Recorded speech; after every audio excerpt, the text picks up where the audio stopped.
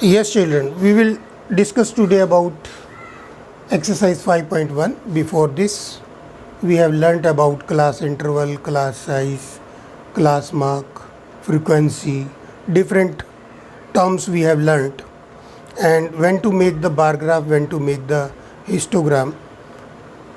And for the practice of terms, I have told you that try these given on page number 73.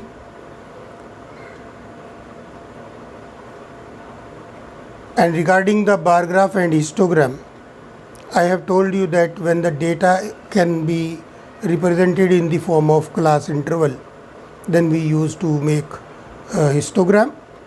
When the data is independent, cannot be represented in class interval, then we make the bar graph.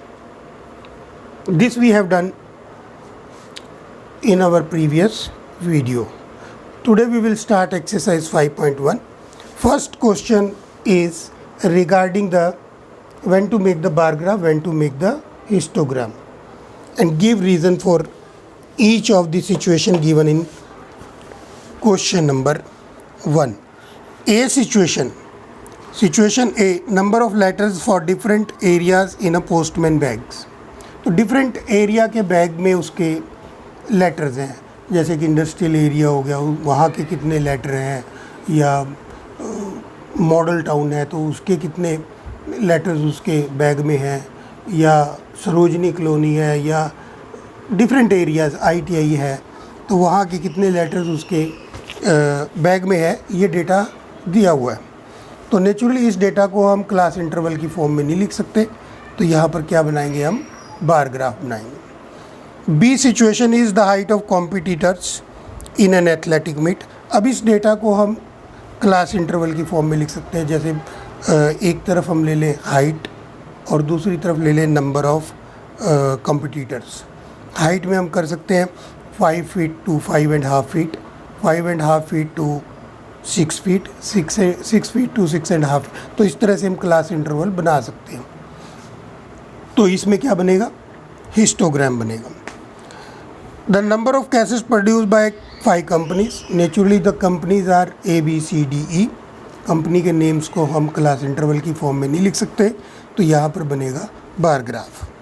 D situation, number of passenger boarding trains from 7 AM to 7 PM. तो data को हम यहाँ पर class interval की form में लिख सकते हैं. जैसे 7 AM to 8 AM, 8 AM to 9 AM, 9 AM to 10 AM, 10 AM to 11 AM, 11 AM to 12 noon, 12 to 1 PM, 1 PM to 2 PM. तो इस तरह से हम डेटा को क्लास इंटरवल की फॉर्म में लिख सकते हैं. तो यहाँ पर बनेगा हिस्टोग्राम. तो यहाँ पर हम लिख देंगे histogram. Data can be represented in class interval form. Question number 2 में हमें बनाना है एक फ्रीक्वेंसी टेबल और नंबर ऑफ़ शॉपर्स जो कि डिपार्टमेंटल स्टोर में विज़िट करते हैं उनकी फ्रीक्वेंसी दिखाई हुई है कि ये शॉपर्स हैं. W फॉर वुमेन है, B फॉर बॉय है, G फॉर गर्ल है और M फॉर मैन है. तो इस डेटा को अब आप देख सकते हो, डेटा जो है वो क्लास इंटरवल की फॉर्म में नहीं चेंज कर सकते, ऐसे नहीं कर सकते 0 टू 10, 10 टू 20. तो इससे जो आपका डेटा है उससे जो टेबल बनेगा वो बनेगा आपका डिस्क्रीट सीरीज़. डिस्क्रीट सीरीज़ मतलब अनग्रुप फ्रिक्वेंसी डिस्ट्रीब्यूशन टेबल बनेगा. तो एक तरफ हम ले लेंगे शॉपर्स, फिर ले लेंगे टेलीमार्क्स और फिर ले लेंगे हम नंबर ऑफ शॉपर्स, और इस तरह से टेबल बना लेंगे. शॉपर्स, फिर आ जाएगा टेलीमार्क्स,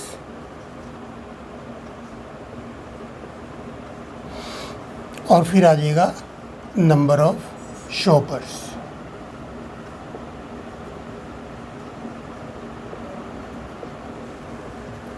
तो शॉपर्स में हमारे पास मैन या W फॉर वुमेन, फिर मैन, फिर बॉय, फिर गर्ल. अब जो टेलीमार्क्स लगाने वो देख लो कैसे लगाने, जिसमें ज़्यादातर बच्चे मिस्टेक करते हैं. ज़्यादातर बच्चे क्या करेंगे, पहले W काउंट कर देंगे सारे और फिर इसके आगे टेलीमार्क्स लगा देंगे. That is wrong process. 1 by 1 आपकी फिंगर हर एक डेटा के ऊपर जानी चाहिए। जैसे कि पहले नंबर पे लिखा हुआ है W, तो W के आगे आकर के आपने मार्क लगा देना है। फिर दूसरे नंबर पे फिर W लिखा है, फिर मार्क लगा देना है। फिर W लिखा है, फिर मार्क लगा देना है। फिर नेक्स्ट आ गया उसमें गर्ल G, तो गर्ल उसके आगे जाके टैली मार्क लगा देना है। फिर बॉय आ गया, फिर उसके आगे। तो इस तरह से आपने टैली मार्क्स लगा करके, जैसे ही 4 टैली मार्क पूरे होंगे, 5th वाला जो टैली मार्क है वो ऐसे आएगा नीचे की तरफ 5।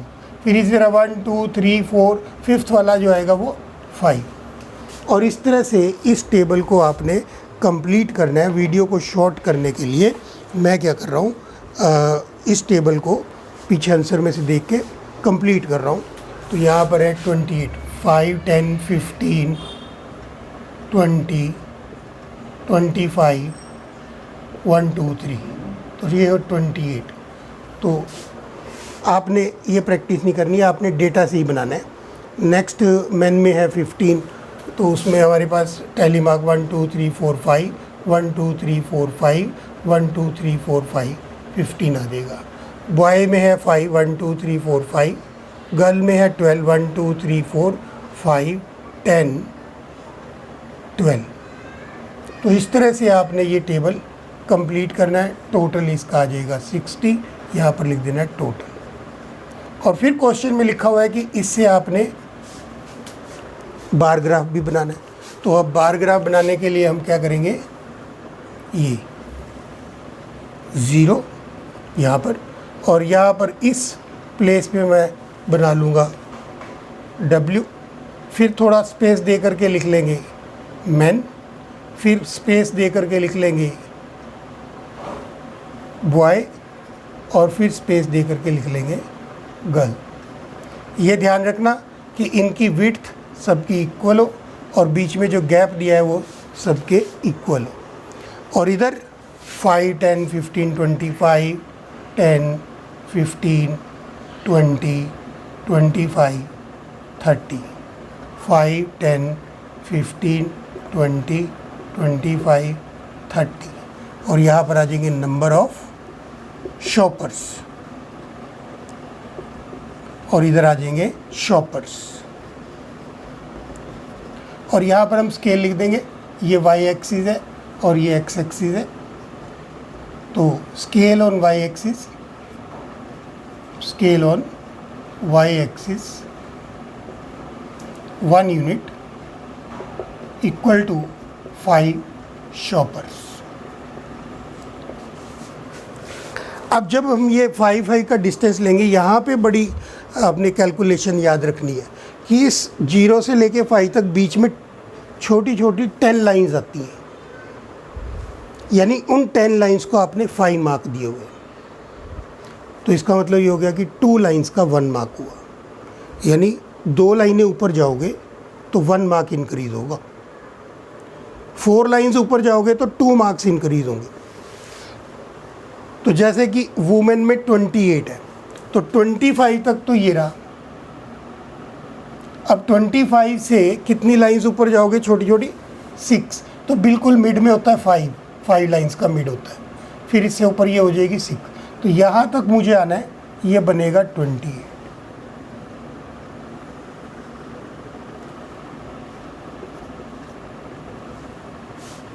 फिफ्टीन में कोई प्रॉब्लम नहीं आएगी, 5 में कोई प्रॉब्लम, क्योंकि 15 तो हमें सीधा सीधा यहाँ से 15 मिल गया।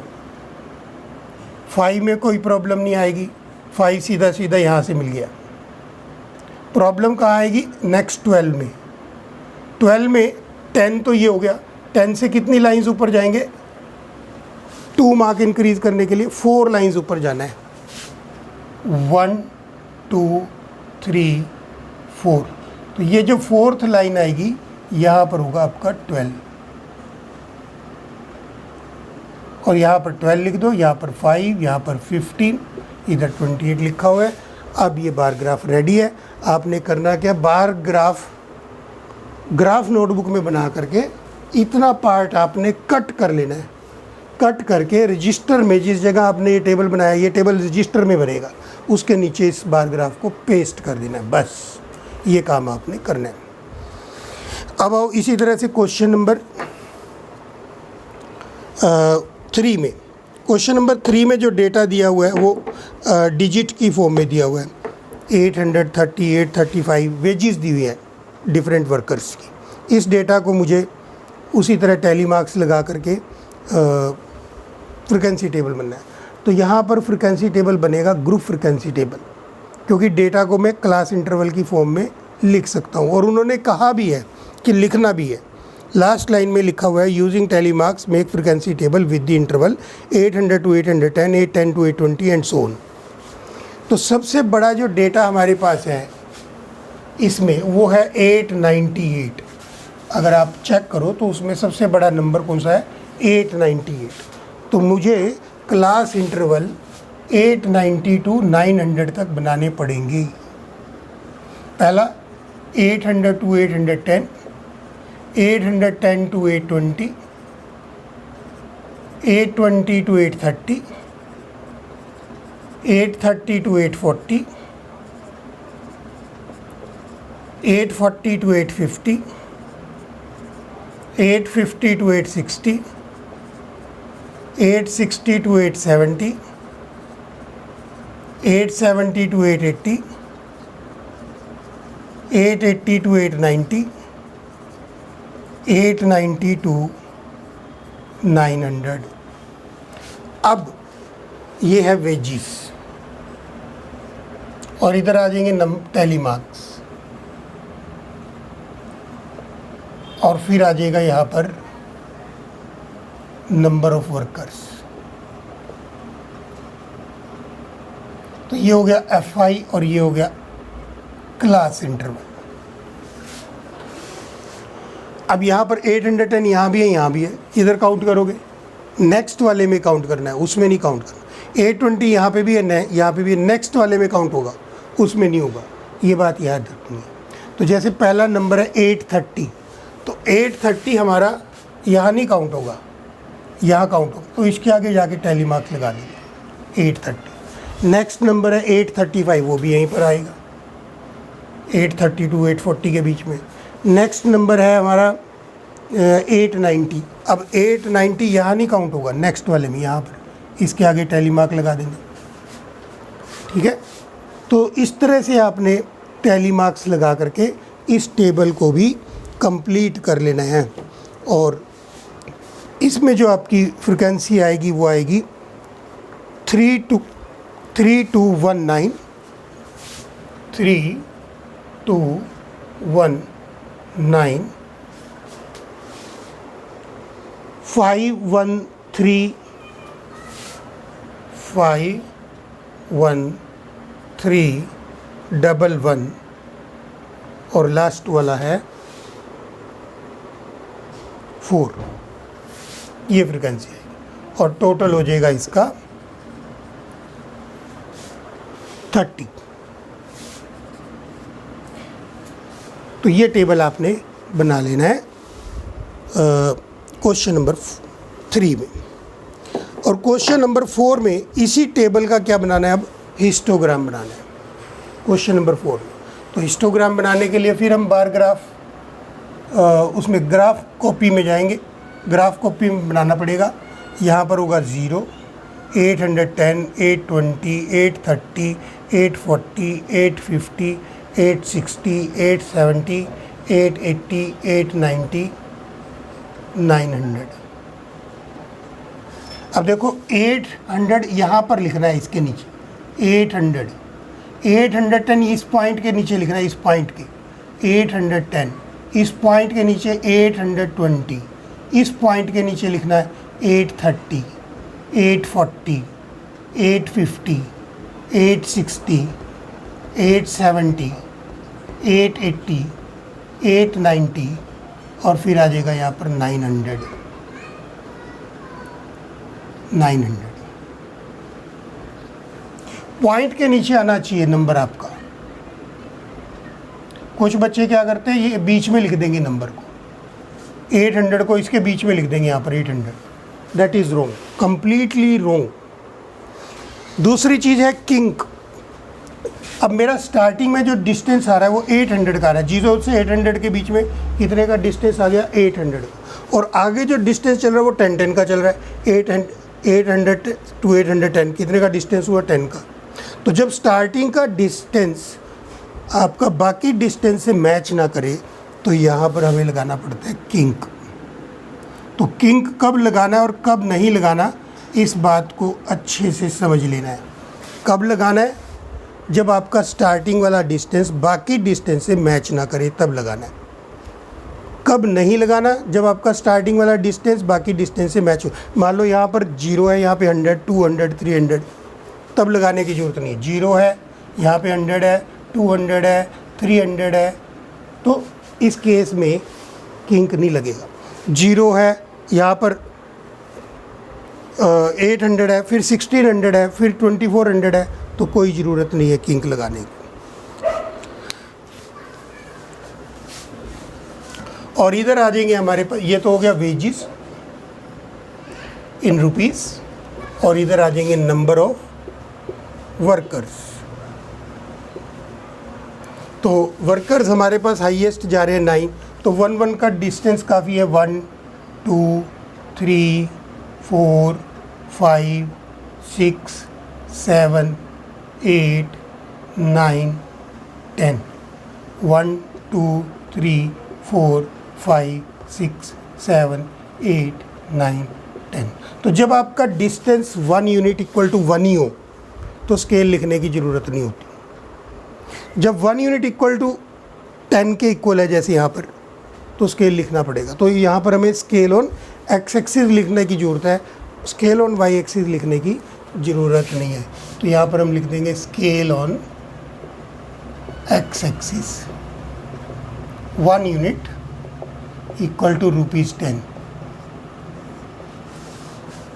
बस उसके बाद तो ग्राफ बनाना है। जैसे 800 to 810 3, तो ये आएगा 3 तक।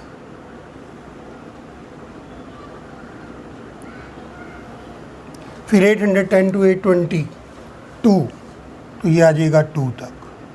तो इसमें जो है बीच में गैप नहीं होगा।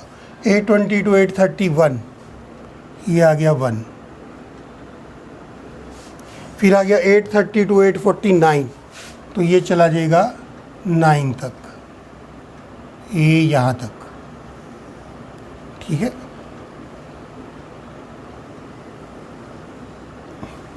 तो क्योंकि मेरे पास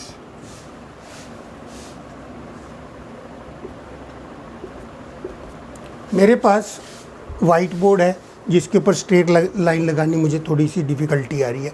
आपके पास ग्राफ शीट होएगी तो उसमें बिल्कुल स्ट्रेट लाइन आनी चाहिए, डबलिंग नहीं होनी चाहिए, रबिंग नहीं होनी चाहिए, नीट एंड क्लीन आपका ग्राफ बनना चाहिए।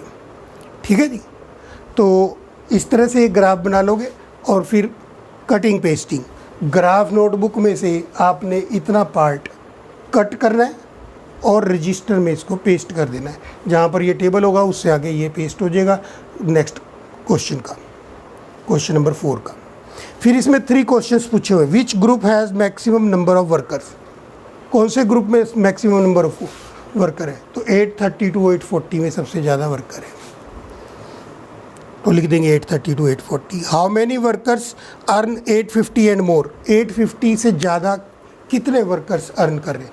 850 से ज़्यादा ये सारे अर्न कर रहे हैं, तो ये इन सबको प्लस करके लिख देना है। 1 + 3 4 + 1 5 + 6 + 4 10, तो कितने वर्कर्स आ जाएंगे? 10। How many worker earn less than 850? 850 से कम, 850 से कम, 850 रहा, इससे कम, यानी इन सबको प्लस करके लिख देना है। 5 + 9 14 + 1 15, 15 + 2 17 + 3 20 आंसर। अब आओ जी क्वेश्चन नंबर 4। क्वेश्चन नंबर 4 में आपको बार ग्राफ ऑलरेडी बुक में बना हुआ है, जो कि आपने नहीं बनाना। काफ़ी बच्चे पूछते हैं ये बनाना है नहीं बनाना है, तो ये नहीं बनाना। आपने सिर्फ इसकी स्टडी करनी है और जो क्वेश्चन दिए हुए हैं उसके अकॉर्डिंग आपने आंसर देख करके लिखने हैं। तो बार ग्राफ को जब हम स्टडी करते हैं तो एक तरफ दिया हुआ है number of hours TV watch per day, तो एक घंटे से 2 घंटे तक कितने स्टूडेंट देख रहे हैं, 2 घंटे से 3 घंटे तक कितने बच्चे टीवी देख रहे हैं, ये इन्फॉर्मेशन इस बार ग्राफ से हिस्टोग्राम से हमें मिल रही है। तो इस इंफॉर्मेशन को यूज़ करना है और आंसर देने हैं। पहला है for how many hours did maximum number of students watch TV. Maximum जो स्टूडेंट है वो कितने घंटे तक टीवी देखते हैं। तो मैक्सिमम स्टूडेंट देखो, जो सबसे बीच वाला जो बार है 32 जिसके ऊपर लिखा हुआ है वो मैक्सिमम स्टूडेंट है। वो कितने घंटे टीवी देख रहे हैं 4 to 5, तो ये आंसर आ जाएगा 4 to 5। How many student watch TV for less than 4 hour. 4 hour से कम कितने बच्चे टीवी देखते हैं। तो 4 आवर से नीचे 3 to 4, 2 to 3, 1 to 2, इन सबको प्लस करके लिख देना है। 22 + 8 30, 30 + 4 34, तो आंसर आ जाएगा 34। How many student spend more than 5 hour in watching TV. 5 hour से ज़्यादा कितने बच्चे टीवी देख रहे हैं। 8 + 6 14। तो that's all for this video. We will do the next exercise in the next video.